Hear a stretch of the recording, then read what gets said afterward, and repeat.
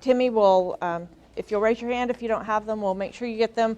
Another is the 3rd grade at a glance, and then the third is, it has a quick guide on one side and then the blueprint on the other.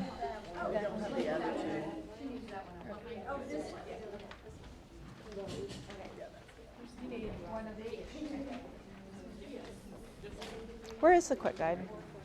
Yeah, how many more? I don't know. We had fewer of the quick guides than we did. Okay.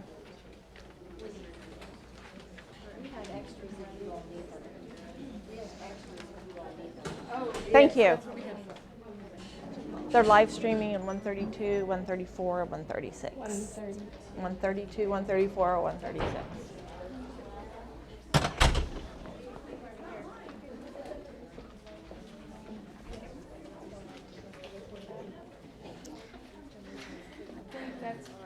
Does anyone have any extra quick guides at their table? Yes. Anybody else need one?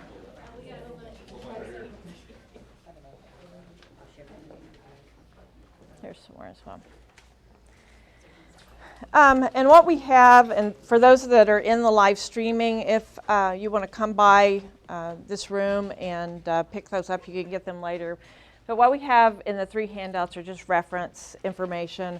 The first one is the card that's a flyer for Doug Fisher that's coming to Oklahoma on October 28th. We're really excited. He'll be at UCO. UCO has worked with us in providing the venue for free, which was a nice perk since there's very little money, as you all know, in the state. And the Office of School Support is the one that's providing funding for that through their federal dollars. But the reason that Doug Fisher, and it's a reading summit, and in the afternoon there will be breakout sessions, but the reason that Doug Fisher is so important is he's the one that originated the concept of text complexity that's embedded in our new standards. And so we wanted to bring him in. He also is the one that talks about the gradual release of responsibility model.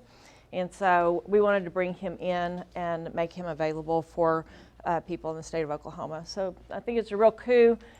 We had hoped to bring him last October, but I've just finished my first year at the State Department of Education, and I've learned that the wheels move very slowly at the State Department and in the state of Oklahoma, and it took us a whole year to get through the RFP process and finally get him in October. So that will be a good thing.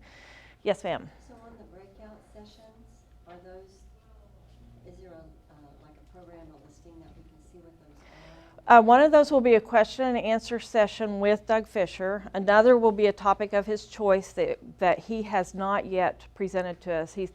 We just contacted his team yesterday, and they said usually they do that about 30 days out. The other sessions, the topics are listed there. Okay, that's what Yes, and it will be State Department personnel, like we have special ed and EL. Elizabeth Warren will be presenting, and some of our ELA folk as well. Great, thank you very much. Any other questions about that handout? We also have provided for you an at-a-glance. If you're an elementary teacher and you teach more than just reading, you'll know that the math at-a-glances are extremely important because they show gaps that are present in the curriculum. But the ELA is, the curriculum is a little bit different. You know, ELA is recursive, and so this just provides you some of the shifts that are taking place, and we wanted to make that available to you. Michelle Sprague worked really hard to put that together. And then the final page that you have, on one side, there is one side of the quick guide. If you've accessed the quick guide on our website, you know that it's a double-sided resource, and I hope you found it very helpful. I know I reference it when I get phone calls sometimes because it's just a really concise presentation of what's required in RSA, and Timmy has worked on it to get it updated. But we wanted to present that side to you because we aren't going to cover all of the good cause exemptions today. We'll talk about a few of them, but the rest are listed there. And then on the back, of course, you have the blueprint for the new assessments that will be coming out. Because we have new standards, we have new assessments, and we also have the new proficiency required in RSA.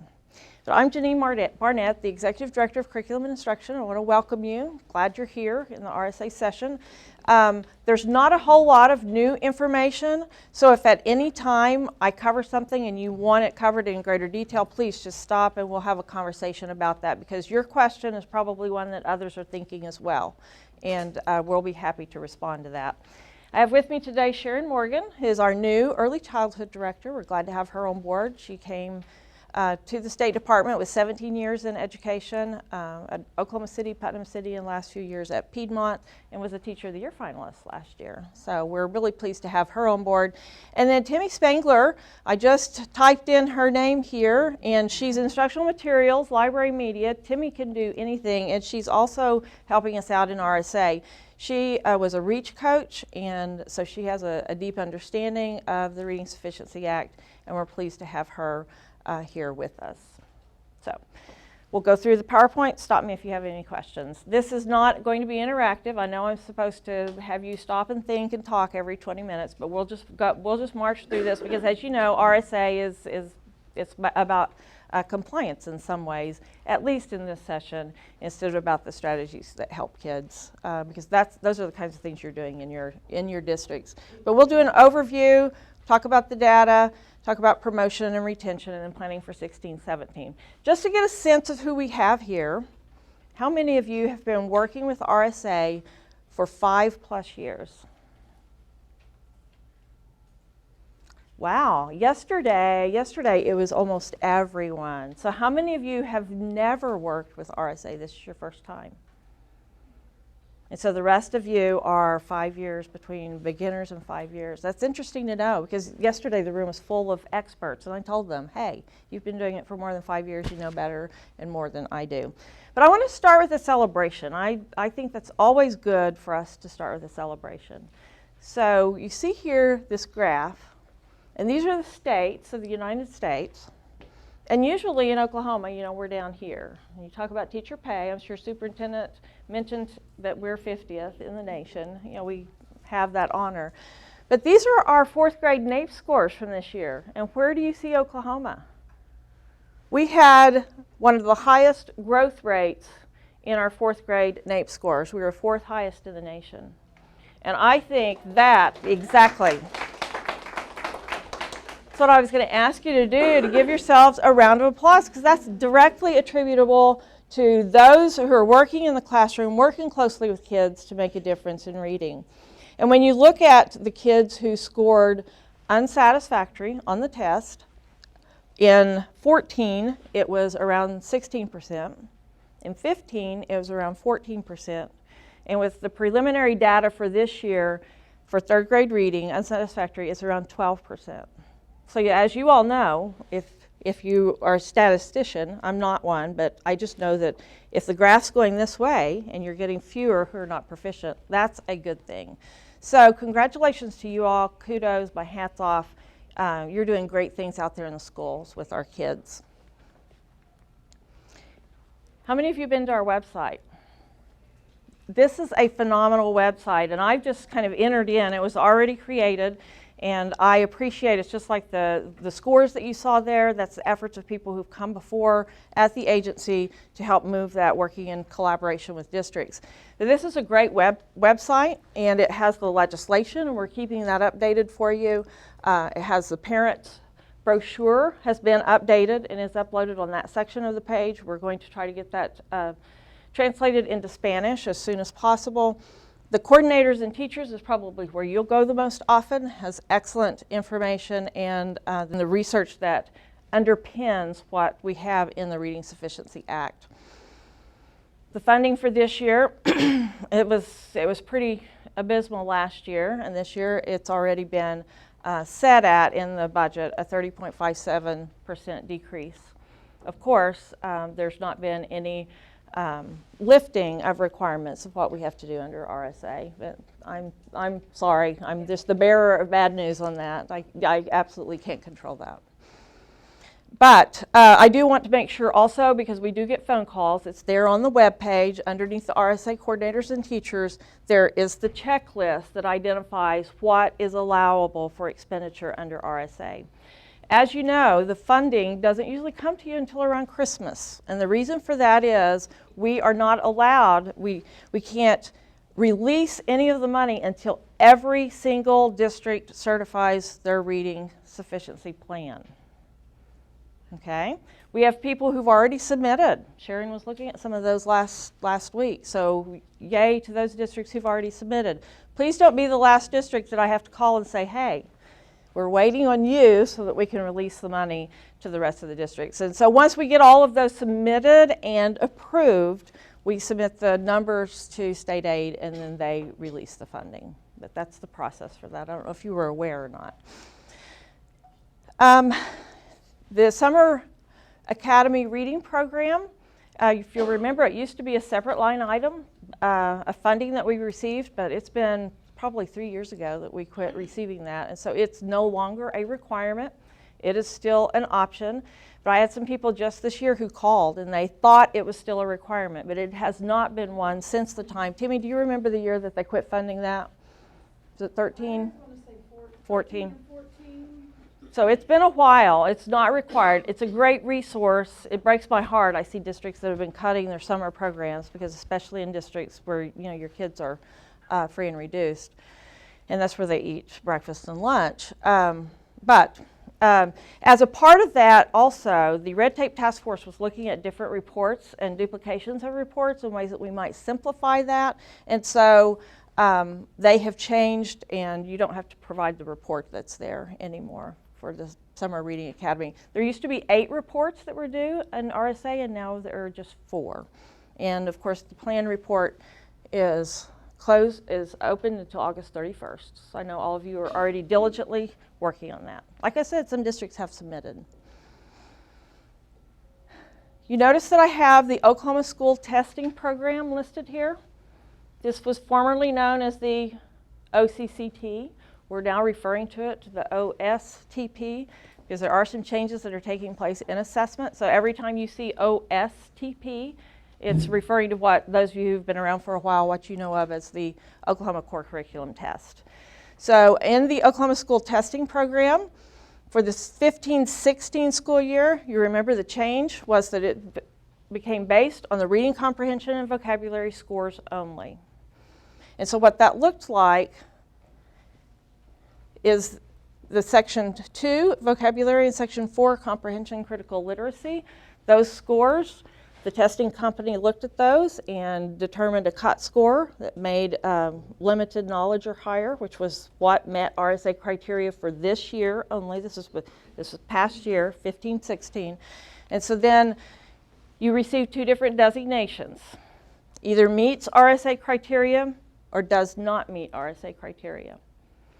And so when the student receives a score report, it says the student meets RSA criteria. It's there on that score report for parents. The district received a site report or a district report with a column that says meets or does not meet RSA criteria. So how did that work for you all? You like having the meets, does not meet instead of having a score for a sub-score or something? That was something that Craig and I met with Sherry LeBeer at OEQA, and hats off to Craig Walker. He's the one that came up with that. I really like that, but we were talking about it this morning, and I told him, I said, I'll get feedback from every session to see if that's how you would like for them to try to provide the feedback next year. You like the meets and does not meet? Now remember, next year it will be, it'll be, you do not meet if your limited knowledge are unsatisfactory. We'll talk about that some more. But the testing company will be the one that designates that and provides it for you.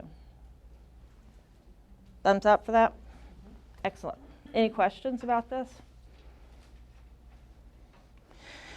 The new blueprint, it's still going to be section standard 2, and it has the asterisks there to let you know that it's the standard 2, the reading and writing process, and standard 4, vocabulary. That will be the basis for determining whether they meet or do not meet RSA criteria. And that blueprint is provided as one of your handouts.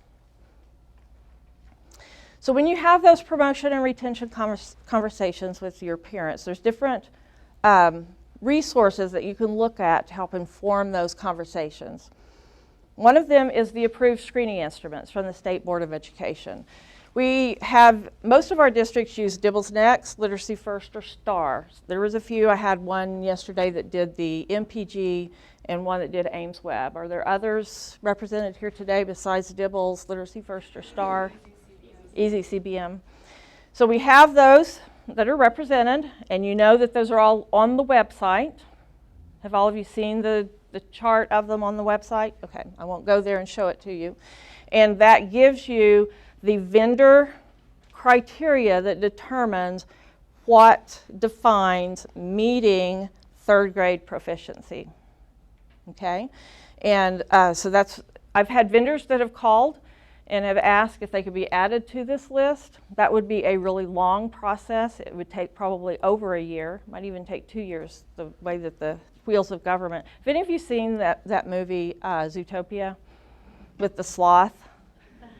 At the DMV, that's kind of how it feels sometimes, but it is a long process, and so at this time we're not exploring adding any to this particular list, but if we heard from districts that that's something that we needed to start, please let us know so that we can work on that.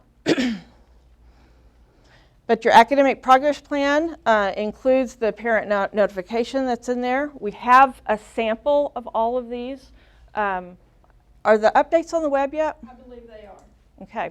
I know we've been working really hard to get them updated. We do have them on the web in Word so that you all can go in and customize them. They're there as recommendations only. What we have on the web contains the required information that you have to have for notification, but you take them and customize them as you see fit.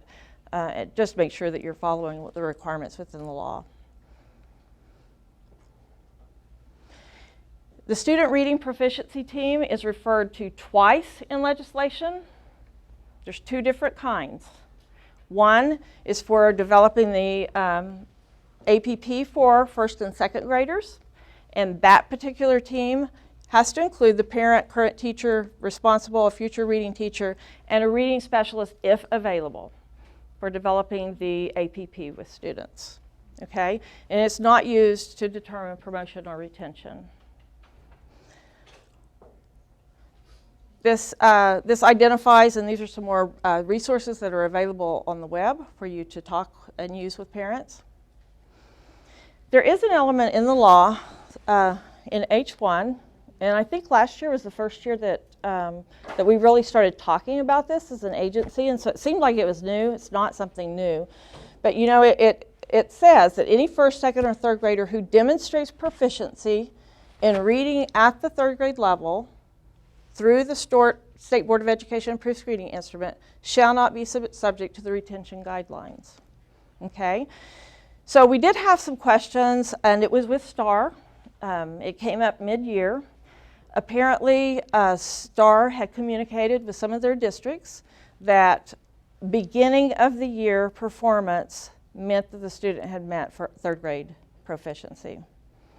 And so we learned about that mid-year, and so I know people had already sent out notes that says your student's proficient to parents, and so even though that has never been the intent, we've talked with Renaissance, it's a scaled score of a 393, it's an end-of-year performance indicator, and in the law, actually there's a couple of different places. If you have a question about it, we can look at it, but it talks about third grade proficiency being end-of-year indicator. But we gave a grace period last year because even though there was a difference in interpretation and there were districts that, you know, there had been a misunderstanding, we said, look, we're not going to go back to students where you've sent a letter and said they're proficient and unproficientize them. Is that a word? I don't know. But, you know, it'd be like a gifted kid that becomes ungifted. You don't do that. And but we do want to make it very clear that those guidelines are designated on the web page, and what's listed there are the guidelines that vendors have provided for end-of-year markers. So I'm going to pause right here and see if there are any questions. Yes. So, I want to be clear on something. If a student meets that benchmark anytime during the year, do we have to send out that letter to parents then at that point that says they know that the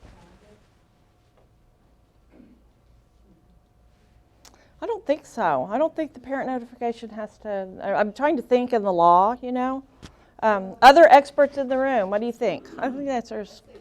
Yeah, I don't think so. That'd be a district's, how the district does it, district's choice. Yeah.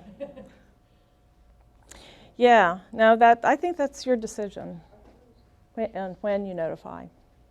Yes, ma'am. It is if they meet the end of the year benchmark. It is the end of your benchmark. So like if they meet the end of the year benchmark in the fall, we certainly can exempt those kids from having to go through the retention process. You can. And it is related to the retention process. The other thing that's in the law that's kind of counter to that is it says if a student at any time falls beneath, they have to be put back on an APP. And so you kind of have to balance that. And ultimately, you know, we're going to do what's best for kids. But yes. That did end up being a good thing. We had a kid in our district that parents were very wise and took them off medication about 2 weeks before state testing. And of course they did very poorly on testing, cried every day, you know, all that stuff. But we had where he at mid-year had passed, so he was able to be promoted without hard work. Yeah. So it worked for him. Yeah. Any other questions? Yes, ma'am. Okay, so if they score proficient on STAR and then score unsatisfactory or limited knowledge on the test, they can go ahead and be promoted? They can. If it wouldn't be State Board of unsatisfactory or limited knowledge, if they don't meet RSA criteria. Yeah, thank you, because Timmy. We gotta quit thinking the way the test is done of limited knowledge and unsatisfactory, because that's not the determining factor anymore. It's the vocabulary and the reading comprehension, those standard 2 and 4. So that's why the report will say meets criteria or does not meet. So if it does not meet and yet they still are proficient on STAR, You don't have to go through the retention process. You can. I mean, it's your. I mean, that retention ultimately is a decision. Yes, you can. And that's Without having to have a probationary promotion or any. This has been in the law since day one, actually. But as an agency, I guess we weren't talking about it maybe. But if you look, it's there in H1, section H.1.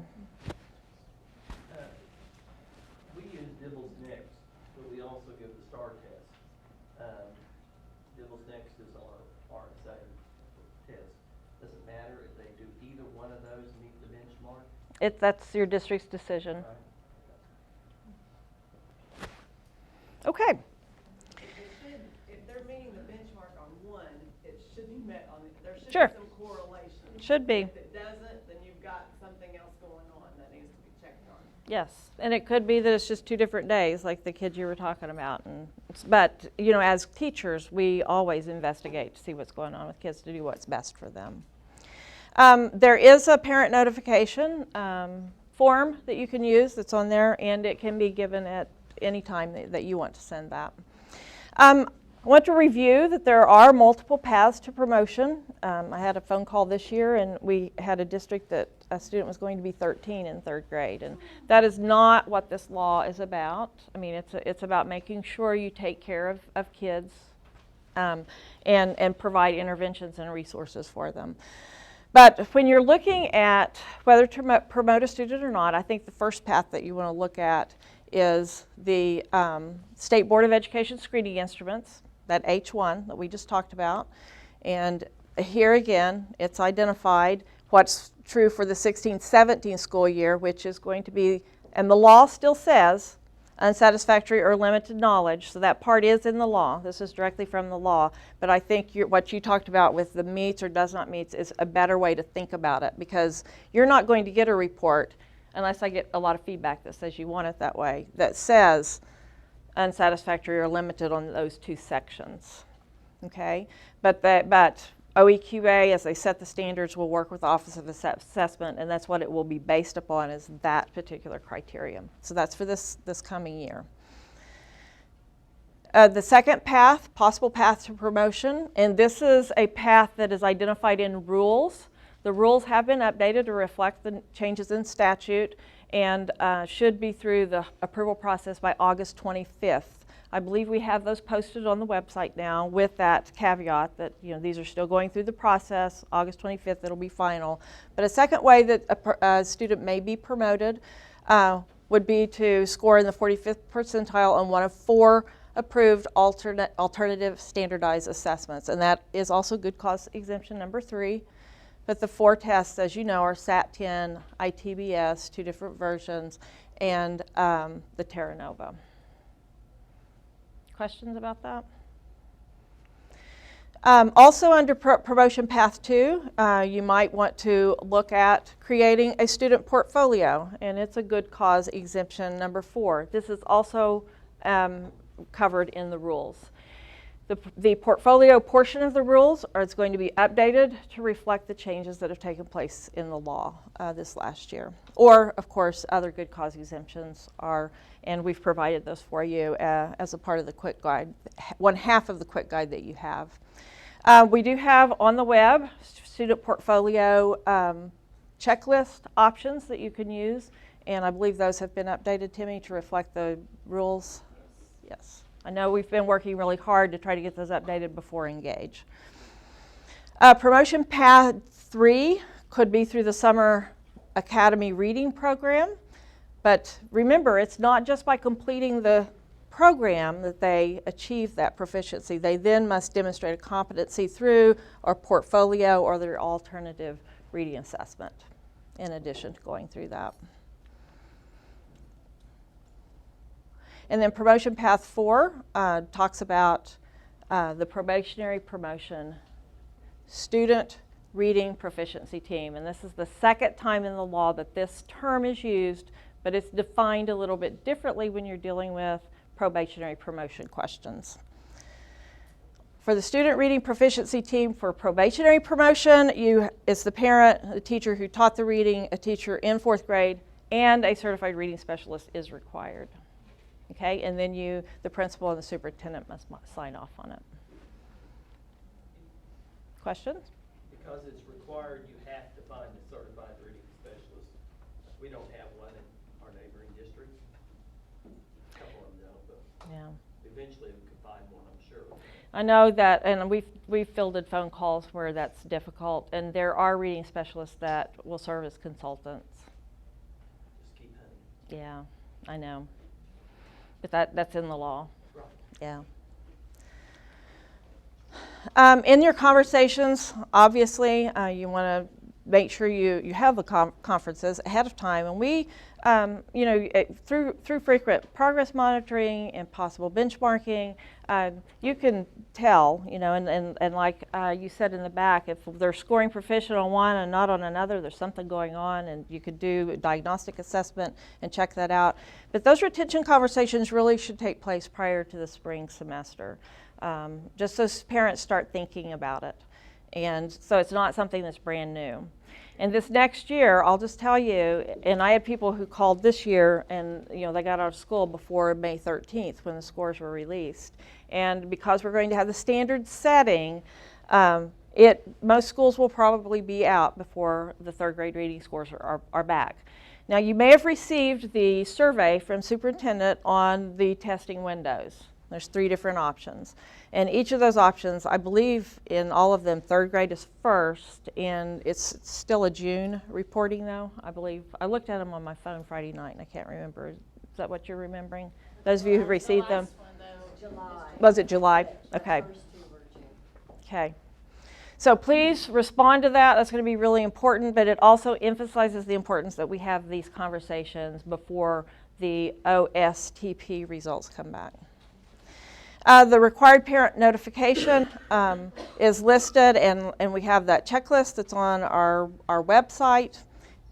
I have a question. Uh-huh. Parent notification. So, and I'm probably behind the times on this because of Summer Reading Academy, but do we still have to give notice by the end of the first semester that students may need to attend summer school even though that's no longer required? I think that the conversation should be talking about that the students may need some additional remediation. Now, you, as a district, you might not have the summer program, and you may not know in December if you're going to be able to have the summer reading program, I so. know, but that was written in the legislation that we had to provide that parent notification. Has that been taken out? I'm gonna have to read the law again. I don't remember that being in there. Just, I don't think it was specific about summer school. Right. It was just about. Having a I thought it conversation. said specifically that the student may have to attend summer. I have the law here. We'll look at it afterwards, so stay after, yep. Didn't we have to report an estimated number early in the year that might be retained? Yes, and the reason for that was there used to be separate money that was provided for summer school. That money's not provided anymore, so we're not doing that report anymore. It's gonna be a challenge with summer school anyway, because we always use the scores to determine who is eligible for the free program. Right. Yeah. Yeah, this year is going, I mean, we have challenges this year, we all know, but you all are resourceful. I know that too. I wanted to make sure you remember this last year, there was a change in what was required in the parent notification. There were 8 items, and the new item was a conjoint measurement model. That is Lexile. There might be one other model, but I'm not familiar with it. And I didn't realize when I was out in the district that there's this beautiful Lexile page on the State Department website. Have all of you all been using it? Yeah, see, you knew more than I did. But I wanted to make sure everyone knew that that is there, and it's a great resource. And you can put text information in there, dump it into an engine, and it will generate a general Lexile level for that text. One of the questions that has come up related to Lexile level is it does not have to be the same instrument that is on the 13 State Board of Education approved instruments. The Lexile level can come from any vendor that you provide about students. The strategies for retained third graders that are listed in the law, and you'll notice here summer reading academies, if available, is listed there. Transition classes, tutoring, mentoring, more frequent progress monitoring, reduced teacher-student ratios, and small group instruction. It's just a reminder of the options that are listed in the law. So as you plan for 16-17, this new language that you see with the marked out and then the underline comes from House Bill 3218, the section of the law that deals specifically with the Reading Sufficiency Act.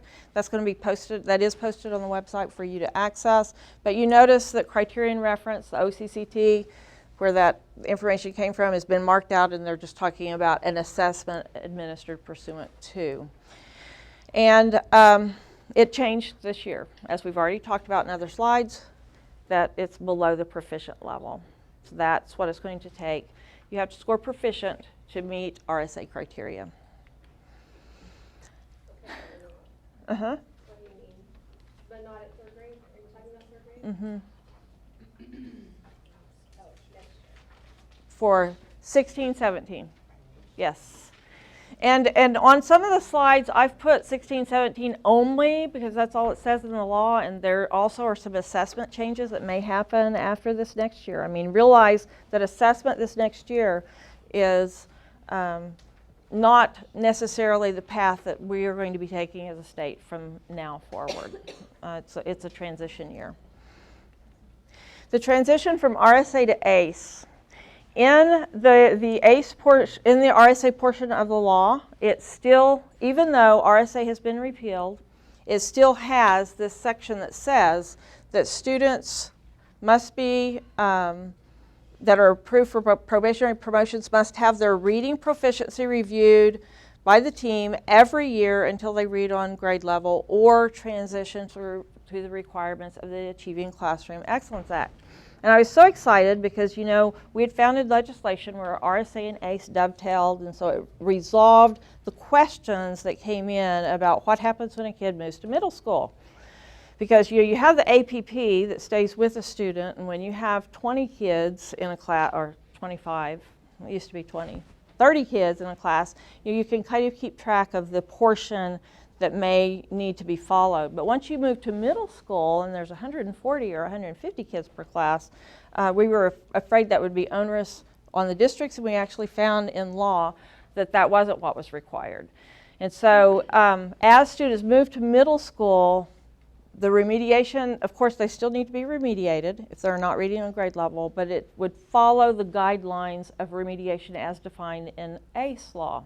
Well, ACE is gone, so I asked our legal team, I said, what do we do now that the ACE portion is gone? And this is the response that they gave, and I'm going to just read it because it's legal. I want to make sure that I get it correctly. But the 2016 RSA rule amendments were approved by the state board and the governor, and they go into effect August 25th and provide for transition to ACE remediation for students approved for probationary promotion who do not read on grade level by the time they enter middle school. Although ACE itself was repealed as of July 1st, we advise that for the 16-17 school year, schools may provide secondary students the reading remediation required by the RSA through an ACE remediation plan already in place for such students through the Achieving Classroom Excellence Act. This approach will allow districts to provide students with the reading remediation they're entitled to without being required to develop new remediation plans with so little time left before the school year begins. So we hope that that's something that's helpful for districts. Well, for example, and I was at Bristow for 21 years, the last 10 years as superintendent, and our middle school remediation, some of it was done during lunchtime, some of it was done after school, and it was individualized, based on what the students need and how they scored and how they performed. There's no APP, there's no SRPT, there's none of those plans and meetings that are required under ACE. I don't know how your district handled the ACE remediation at the middle school, but that's how we did. Anybody else have a way that you handled your ACE remediation at the middle school that you want to share? So are you saying that once they enter middle school and they still haven't met that reading level, that they can still receive services, just like not really so much paperwork, just kind of... They still should be remediated. I mean, if you have kids that aren't on grade level, you still should remediate them, but yes, the paperwork requirements, the meeting requirements, and obviously you're going to get no money for the remediation you do at that level. Yes. Thanks for translating. Does that make sense? Okay. The next section are the proposed RSA rules. This is just legal telling us that, we're going to talk about this, but it's not in effect until August 25th till it goes through the process. But in the rules, the SARP reporting is no longer required. Other rule changes reflect changes that were in the law a year ago. It just took us a little while to get the rules updated. So phonological awareness is focused on phonemic awareness. Spelling and writing is no longer required. And of course, only the vocabulary and reading comprehension portions are there. The good cause exemptions includes pre-K for academic reasons now. And Tier 2's intensity and frequency are used as variables dependent upon student need instead of as a set required period of time. So what that looks like, well, we'll go, and I have a chart that kind of shows you that. Also within rules, any first or second grader needs to have a plan that's developed, and it changed who had to be a part of those group meetings, and that's a separate requirement, not what's based for promotion or retention. Of course, we want to use evidence-based strategies, and those there's some resources that are provided on our webpage there to talk about that. But here's the Tier 2 where we're talking about that it's based, the intensity and frequency is based on student need instead of on a set amount of time. We know in Tier 1, it's the 90 minutes of uninterrupted daily scientific research-based reading instruction. Okay, that's your Tier 1. Tier 2 in the past had been a required amount of time, but we felt like that was restrictive for districts and in their ability to be really responsive to individual student needs. And when you look at RTI, it really talks about, that kids should be moving based on their skill level and their skill needs. They should be moving in and out of those tiered instruction interventions instead of staying in there for 25 minutes a day every day, okay? So that has been changed where it's adjusted based on the student's needs. And then Tier 3 still is the same. It's the 90 minutes daily plus at least 45 to 60 minutes of additional time. So it is still a set time. So in Tier 2, you want to make sure that you're choosing an intervention that works. And if the kids aren't making any progress, give us a call and we'll could talk to you about what interventions are being provided and see if we can help you with some others if they're not moving. You also need to begin, when you look at their skill level and you do the progress monitoring, begin with more time focused on whatever that need is, and then decrease the time based on what the student's needs are. It doesn't have to stay 25 minutes a day, every day, 5 days a week.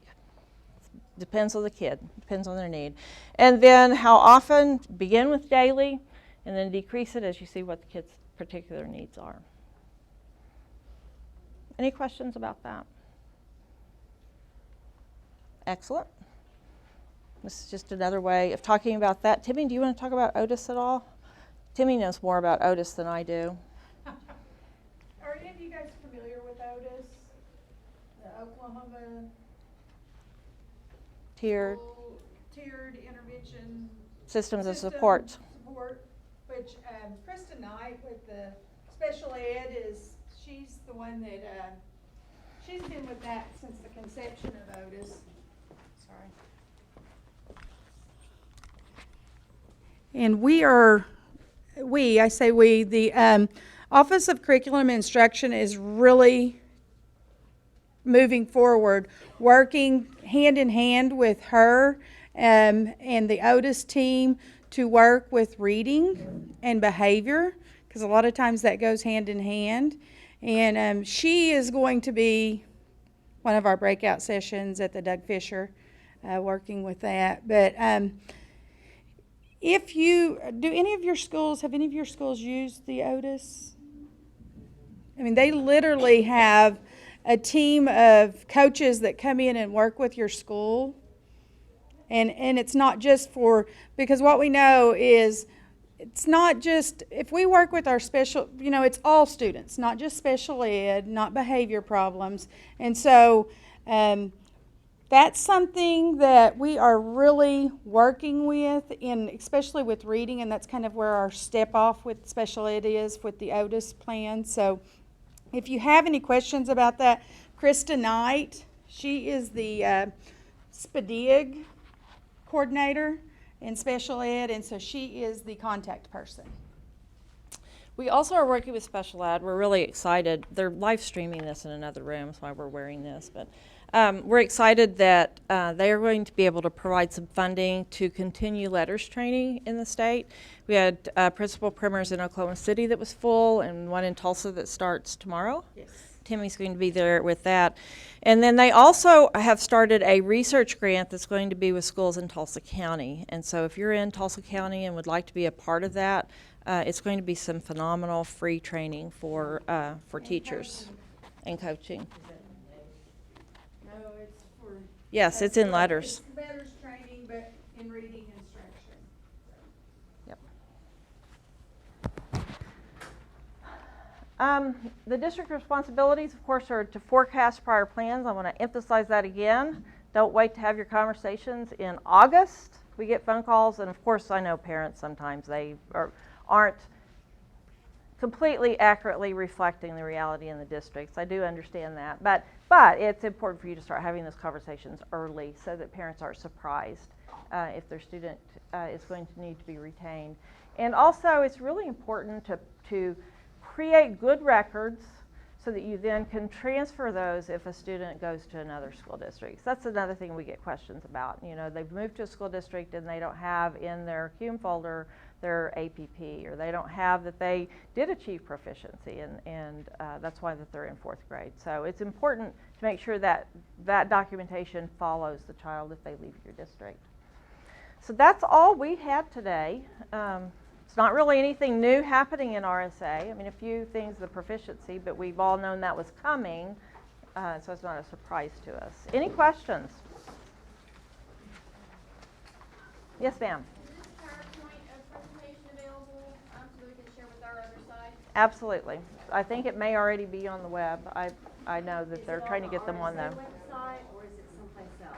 I think it's someplace else, but we will try to get it on the RSA website. And I should know. I should be able to answer.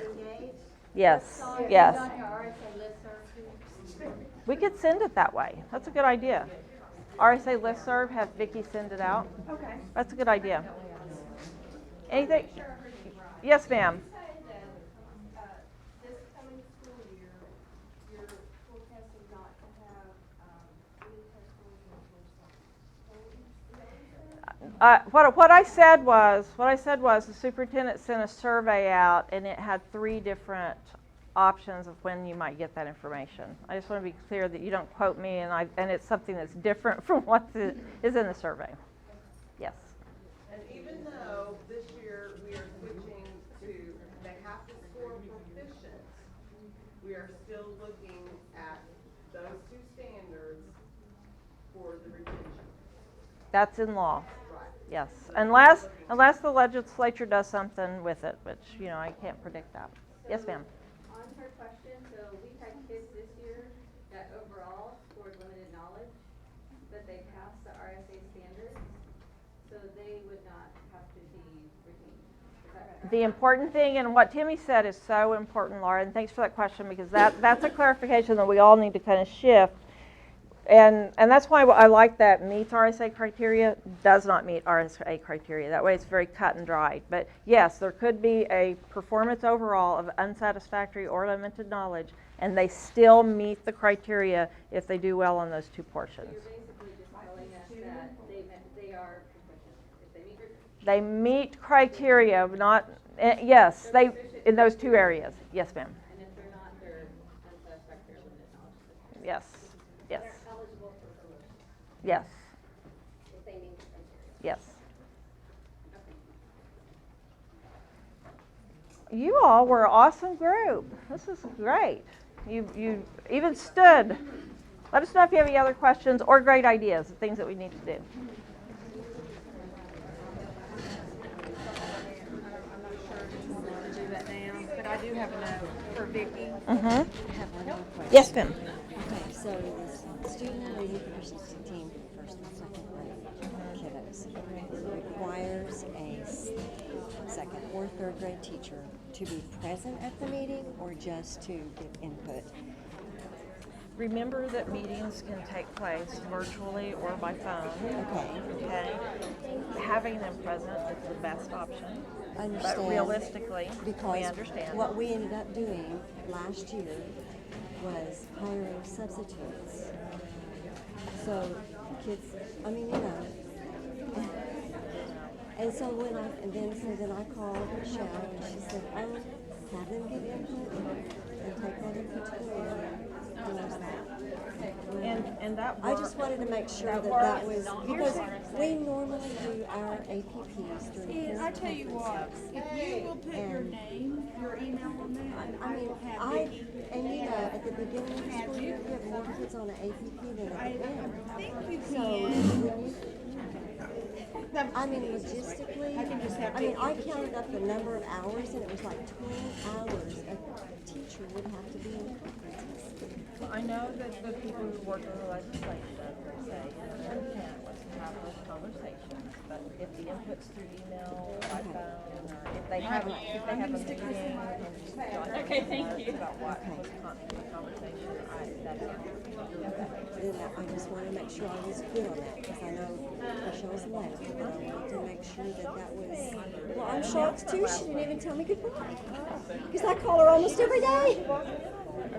I do. Is she going someplace else? She has some other options she's looking at. Okay. But she, not anything specifically right now. Well, I can understand that. Take time off. Oh, bless her. Well, I appreciate your help, thank you. No problem. I was on the downstairs in the other room. You mentioned handouts. That is questionable. Did you hear it? Yes, I did. We wanted to, and is this one too, or? Same thing. Oh, same thing, okay, thank you very much. Hey, Lisa, how are you doing? How was your, listening to y'all. so how was your first year, wasn't it your first or second year as principal? First year. First year. Very You good. have an early childhood. Yes, kindergarten. All right. Here for handouts. You were in here downstairs? Yeah, it was hard, I mean, the questions was the only problem. They would ask should have questions. repeated those. But everything else was We'll good. learn by the time we get to Woodward, or Lawton. Oh, yeah, you'll be Perfect. expert. Yeah. You too. If you don't, my cards are on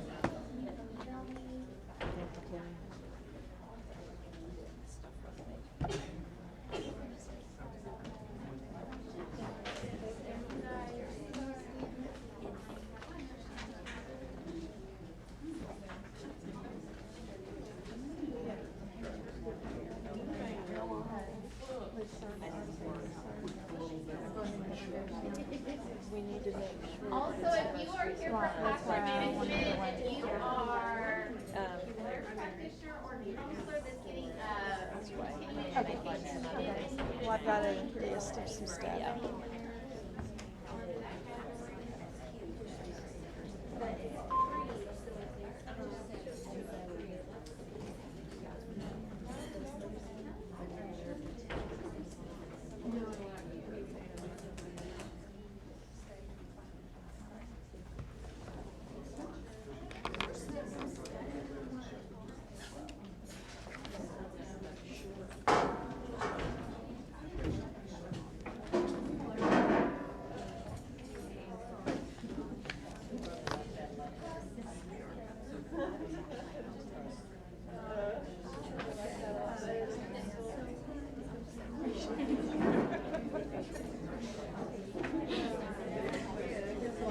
I mean, I'm here, so I just thought I'd stay in here. No, it's okay.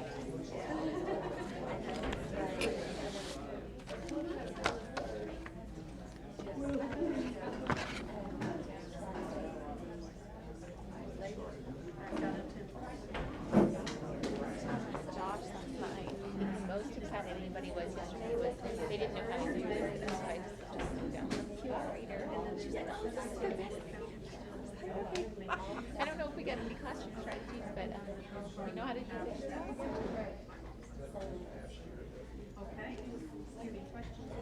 What time does this start? 10? 10. Okay.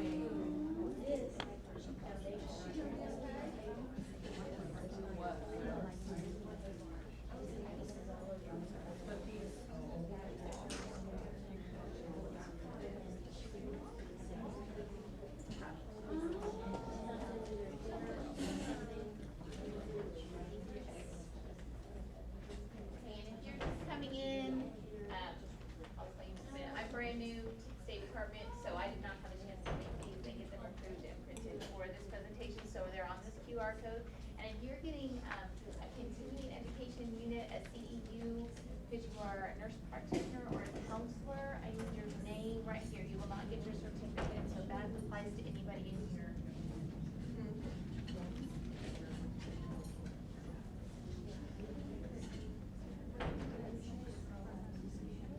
So RSA is out of here? Yes.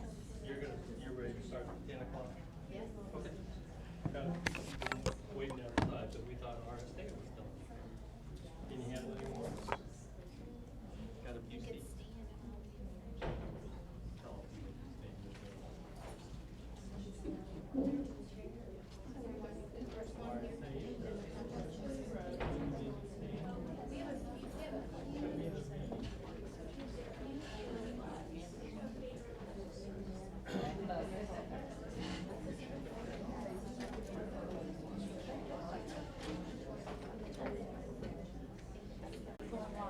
are you Memorex? Live. No, I Remember did that commercial, are you live or are you Memorex. Memorex?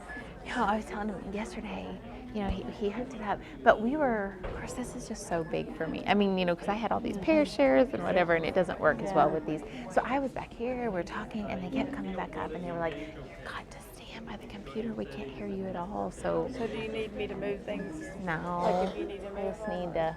I just don't enjoy standing up here and just yapping at people. So I had like. Thank you. Uh huh.